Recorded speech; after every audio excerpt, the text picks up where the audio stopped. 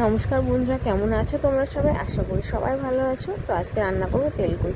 আর দেখো, কই মাছগুলো আমি বাজার থেকে কাটিয়ে এনেছিলাম, ভালো করে ধুয়ে নিয়েছি। আর এবার দিয়ে দিয়েছি কড়াইতে তেল, আর তেলটা গরম হয়ে গেলে এই মাছগুলো দিয়ে দেবো। তো তেলটা আমার গরম হয়ে গেছে, আমি মাছগুলো দিয়ে দিচ্ছি। আর কী বলো তো, জ্যান্ত মাছ তো, আর কড়াইতে দিলে না কেমন বেঁকে যায় মাছগুলো। দেখো কেমন বেঁকে গেছে মাছগুলো। আর এর মধ্যে আমি দেবো আদা, জিরে, কাঁচা লঙ্কা। এখানে আদা, জিরে, কাঁচা লঙ্কাটা আমি নিয়ে নিয়েছি প্লেটের মধ্যে, বেশি আদা দেবো না।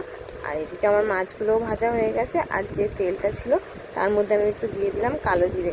আর মানে আমি একটু কালো জিরেটা খাই, কালো জিরেটা দিয়ে দিলাম। এবার দিয়ে দেবো যে মশলাটা আমি করে রেখেছিলাম, সেই মশলাটা এই দেখো দিয়ে দিয়েছি।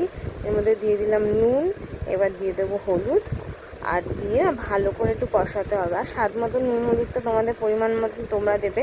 দিয়ে তারপরে হচ্ছে কি এটাকে কষাতে হবে ভালো করে, কষিয়ে কষিয়ে, নাহলে একটু আদার গন্ধ বেরোবে। কী বলতো, একটু আদা দিয়েছি তো ওই কারণে। তো দেখো এখানে আমি ভালো করে কষিয়ে নিচ্ছি। আর দেখো মশলাটা থেকে না তেল ছেড়ে গেছে, আর খুব সুন্দরভাবেই তেলটা ছেড়ে গেছে। আমি কিন্তু এখানে কোনো শুকনো লঙ্কা ব্যবহার করিনি, আমার কাঁচা লঙ্কাগুলো যেগুলো লাল হয়ে গেছিলো সেইগুলোই ব্যবহার করেছি। তার জন্য না রঙটা এত সুন্দর এসছে। আর শুকনো লঙ্কা আমরা ঠিক খাই না অতটা, কিন্তু কাঁচা লঙ্কাটাই আমি খাই। আর এখানে যে লঙ্কাগুলো লাল হয়ে গেছিলো ওইগুলোই দিয়েছিলাম। আর দেখো আমি দিয়ে দিলাম জলের মধ্যে। এবার জলটাকে ভালো করে ফোটাতে হবে, ফুটিয়ে তারপরে হচ্ছে মাছ দিয়ে দেবো। দেখো জলটা ভালো করে ফুটে গেছে, এবার আমি মাছগুলো দিয়ে দিলাম।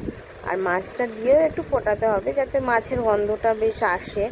তো আমি এবার মাছটা দিয়ে দিলাম, মাছটা দিয়ে ফুটিয়ে নেবো ভালো করে। এই দেখো ফুটিয়ে নিলাম মাছটাকে। এই দেখো মাছের ঝোলটা ফুটেও গেছে, মাছ আর ঝোলটা ফুটে গেছে কত সুন্দরভাবে। তারপরে আমি এবার নামিয়ে নেবো। তো আমার ভিডিওটা যার যা ভালো লাগে অবশ্যই লাইক, কমেন্ট, শেয়ার, প্লিজ আমার চ্যানেলটাকে সাবস্ক্রাইব করে দিও। টাটা।